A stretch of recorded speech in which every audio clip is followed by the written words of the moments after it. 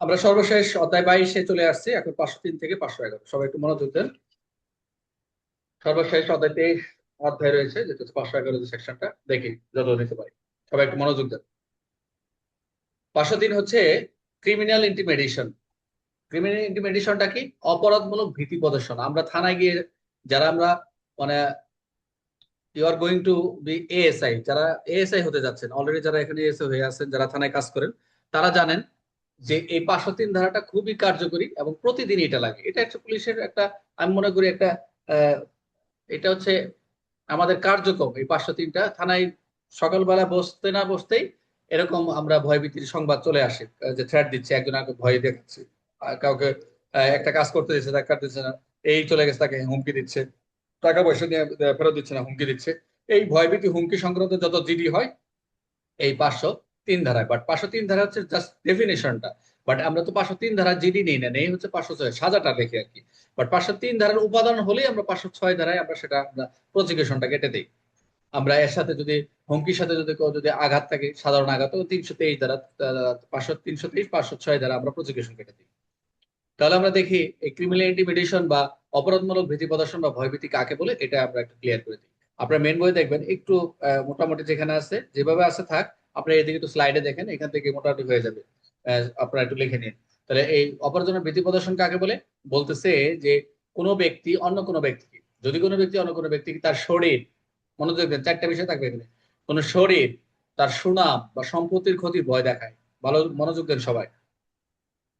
কোনো ব্যক্তি যদি তার ব্যক্তিকে আতঙ্ক করার অভিপ্রায় কি করে, যে তার শরীর, প্রথম হচ্ছে বডি, তারপর রেপুটেশন, তারপরে একটা প্রপার্টি ভয় দেখায়, অথবা এমন কোনো প্রিয় ব্যক্তি যার প্রতি তার আগ্রহ সম্পর্ক রয়েছে, এর শরীর বা সম্মানের ক্ষতির হুমকি দেয়, যে কোনো ক্ষেত্রে হতে পারে, এই উদ্দেশ্যে যে ওই ব্যক্তি কি হবে, আতঙ্কিত হবে। আপনার মেন বই যেটা প্রথম শুরুতে যেতে পারবো, এই যে এই অন্য শরীর বা সুনাম সম্পত্তির প্রতি যদি কোনো একটা থ্রেট আসে, বা কোনো একটা এরকম একটা বডি ল্যাঙ্গুয়েজ করে, যেটা হচ্ছে সে আতঙ্কিত হচ্ছে, এবং সে এমন কোনো কাজ করবে যা আইন করতে করতে বাধ্য নয়, অর্থাৎ আপনাকে দিয়ে এমন একটা কাজ করাবে যেটা আইনত বাধ্য নয়, কিন্তু ওই ব্যক্তির তার আইনগত অধিকার রয়েছে, যেটা তার সেটা প্রাপ্য, এটা সে সম্পত্তির প্রাপ্য, বা এটা থেকে তাকে বঞ্চিত করা যাবে না, কিন্তু সে কি করতেছে, ওইটা থেকে সে বলতেছে এটা তুই কর, কিন্তু সেটা আইনগত সে প্রাপ্য না, বা এটা সে বাধ্য না, তাকে করাইতেছে। আর যেটা থেকে আইনগত সে প্রাপ্য, তাকে থেকে বিরত রাখাইতেছে। এই ধরনের যদি কার্যক্রম করে, বা যেটা তার বিরত রয়েছে, তার যাতে যেটা তার আইনগত অধিকার রয়েছে, এই কাজগুলো যদি হুমকি কার্যকর হওয়ার ভয় থাকে, যে তাকে এই কাজগুলোর উপর তাকে থ্রেট আসতেছে, তাহলে সেই ব্যক্তি অপরাধমূলক ভীতি প্রদর্শন বা ক্রিমিনাল ইন্টিমিডেশন করেছে বলে গণ্য হয়। সুনাম, শরীর, সুনাম বা সম্পত্তির ভয় দেখায়, তিনটা বিষয়। তাহলে আমরা দেখলাম এখানে একটা বিষয়, কোনো মৃত ব্যক্তির সুনাম নষ্ট করা হুমকিও কিন্তু এই 503-এ আসতে পারে। এই প্যানেল কোডের 503-এ কিন্তু কোনো ব্যক্তির সুনাম নষ্ট করার ক্ষেত্রেও, যদি মৃত ব্যক্তির সুনাম নষ্ট করার ক্ষেত্রে এই প্যানেল কোডে 503 আসতে পারে, যদিও হুমকিপ্রাপ্ত ব্যক্তি সে মৃত, তার প্রতি আগ্রহ সম্পর্ক রাখে। এখন রহিম করিমকে বলে, রহিম করিম বলতেছে, তুই যদি আমার কথা না মানো তাহলে তোমার মৃত বাবার বিরুদ্ধে মিথ্যা অপবাদ ছড়াবো। যে তুমি যদি আমার কথা না মানো, আমার কথা না শোনায়, দেখেন এটা কিন্তু একটা তাকে বাধ্য করতেছে, যে আমার কথা যদি না শোনো তোমার মৃত বাবার বিরুদ্ধে আমি খারাপ কিছু ছড়াই দিব। তো এই যে এটা তার আইনগত তার বাধ্য না, মানে তাকে বাধ্য করতেছে তাকে, তাই না? এটা যদি, তাহলে এটা মিথ্যা অপবাদ, তাহলে এই 503 অনুযায়ী এটা একটা অপরাধমূলক বৃত্তি, তাই সে এটা জিডি করতে পারবে। উদাহরণ কি, আপনারা যেটা মেন বই দেখবেন, এ বি কে দেওয়ানি মামলা চালিয়ে যেতে নিরুৎসাহিত করার জন্য বাড়িতে আগুন লাগাই দেওয়ার হুমকি দেয়, যে তুই যদি ওই মামলা চালাস তোরা আমি আগুন লাগাবো, তোর বাড়িতে আগুন লাগাই দিব। এই যে একটা থ্রেট দিয়ে দিল, তাকে মামলাটা যে নিরুৎসাহিত ডিজায়ার অ্যাটেন্ড করছে, এই ক্ষেত্রে এ কি করলো, এই ক্রিমিনাল ইন্টিমিডেশন বা অপরাধমূলক ভীতি প্রদর্শন হিসেবে গণ্য হবে। আচ্ছা, সহজভাবে যদি আমরা দেখি, সহজভাবে যদি আমরা দেখি 503-এর মূল কথা হলো, এক কথা হচ্ছে, 503-এর মূল কথা হচ্ছে ভয় দেখিয়ে কাউকে নিজের ইচ্ছা মতো কাজ করানো। মনোযোগ দেন, ভয় দেখিয়ে কাউকে নিজের ইচ্ছা মতো কাজ করানো বা তার বৈধ অধিকার প্রয়োগে বাধা দেওয়া। আই রিপিট, ভয় দেখিয়ে কাউকে নিজের ইচ্ছা মতো কাজ করানো বা তার বৈধ অধিকার প্রয়োগে বাধা দেওয়া।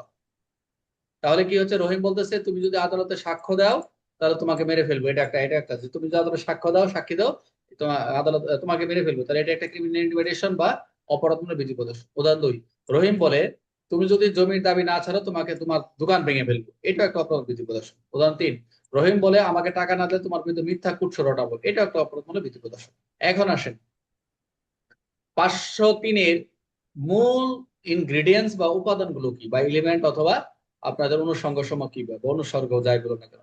অপরাধ প্রমাণের জন্য অবশ্যই এই চারটা বিষয় লাগবে, প্রথম বলছিলাম চারটা বিষয়।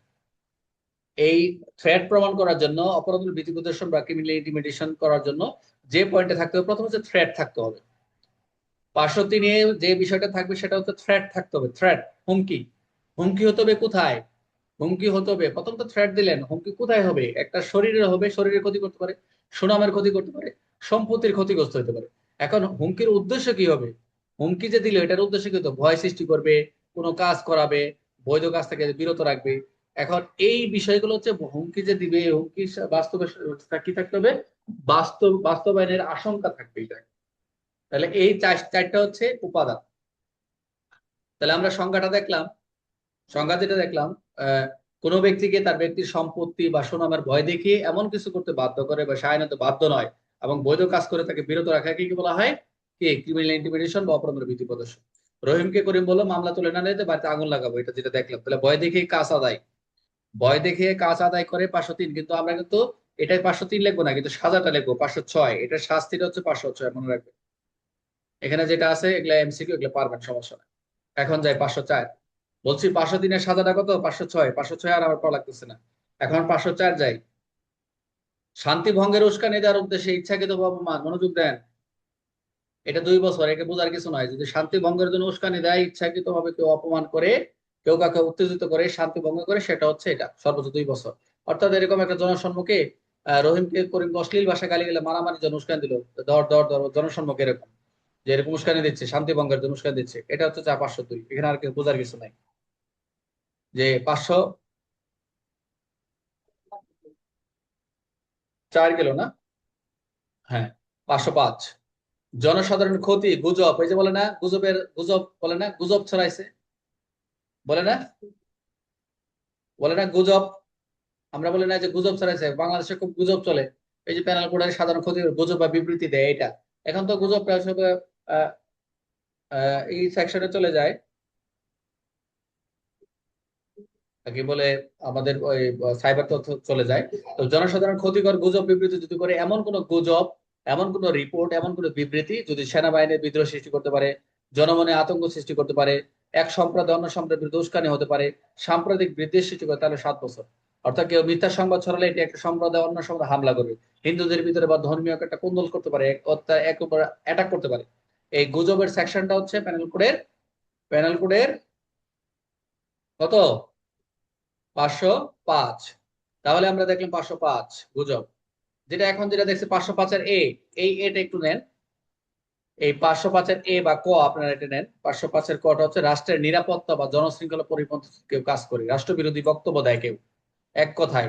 505-এর ক, যেটা হচ্ছে আপনার কথা বা ক্ষতিকর কোনো কাজ, রাষ্ট্রবিরোধী গুজব, ওই যে কোনো বিবৃতি যে বাংলাদেশের নিরাপত্তা, জনশৃঙ্খলার পক্ষে, বাংলাদেশের বন্ধুত্বের সাথে অন্য পক্ষে প্রয়োজনীয় পণ্য সরবরাহ, মানে এরকম কোনো কিছু যদি থাকে যে রাষ্ট্রের নিরাপত্তা বা জনশৃঙ্খলামূলক কাজ করে, সেটা 500 ক হবে। এখন পর্যন্ত এই পরীক্ষায় পাঁচের ক এগুলো প্রশ্ন আসে নাই। অন্য আসছে 506, 503 থেকে আসছে, 9, 10 এগুলো তো এগুলো থেকে আসছে। এই দেখেন, ক্রিমিনাল ইন্টিমিডেশনের শাস্তি। 503 হলো অপরাধের সংজ্ঞা, আর 506 হলো অপরাধ শাস্তি। যেটা হচ্ছে, এখানে একটু কথা রয়েছে। একটা হচ্ছে 2 বছর যদি মৃত্যুর হুমকি দেয়, এটা মনে নেন। 506-এর অনেক সময় ক বলে আসলে, আমি এই পর্যন্ত ক খুঁজেই পেলাম না, যে ক না, 2 নাম্বার 506-এর 2। 506-এর 2 বলে অনেকে মৃত্যুর ক্ষেত্রে। এখানে ওই যে এখানে একটু লেখছে যে মৃত্যু বা গুরুতর আঘাতে ভয় দেখায়, যদি যদি কাউকে 506 গুরুতর হুমকি, হত্যা, গুরুতর আঘাত, আগুন, সম্পত্তি ধ্বংসের ক্ষেত্রে দেয়, তাহলে সাজাটা চেঞ্জ হয়ে যায়। তখন ওই যে গেলে প্রাণ নাশের হুমকি দিছে, মেরে ফেলার হুমকি দিছে, তখন 506-2 লাগাই দেয়। ঠিক আছে। থানায় গেলে জিডি তো করে, কয় একটু মেরে ফেলার হুমকি দিছে, আমার মেরে ফেলাবে, আগুন লাগাই দিবি। এটা দিলে একটু মজা পায় আর কি, মনে করে একটু ভালো হয়েছে, যে মেরে ফেলে প্রাণ নাশের হুমকি দিলেই তখন এটা একটা গুরুত্ব দেয়।